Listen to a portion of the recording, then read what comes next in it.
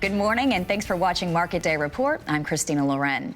The Renewable Fuels Association is applauding a European court decision annulling a U.S. ethanol anti-dumping duty.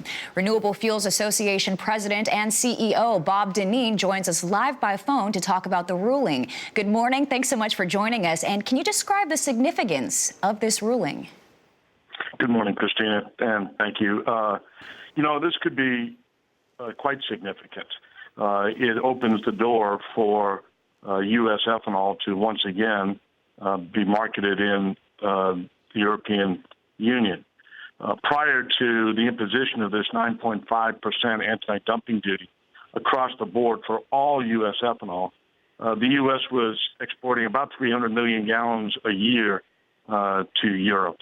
There are still some steps that have to be taken, but we feel pretty confident that U.S. ethanol will be heading to Europe again soon. Now, why was the dumping duty considered invalid in the first place? Well, part of it was process, and the European Union, contrary to international trade law, had done an investigation on 4 companies and then assigned a across-the-board duty for all U.S. ethanol, and they should have been looking at just those 4 companies. But we would contend that they didn't find evidence of anti-dumping, of dumping, even with those 4 companies.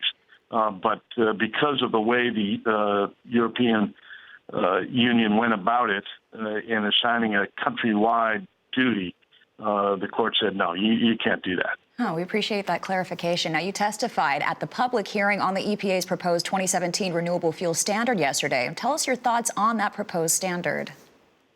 Well, we certainly think that EPA is missing the boat, that they can implement the statute according to what Congress intended, and that they have reduced the volumes for conventional biofuels far more than they should, or we would contend even can legally.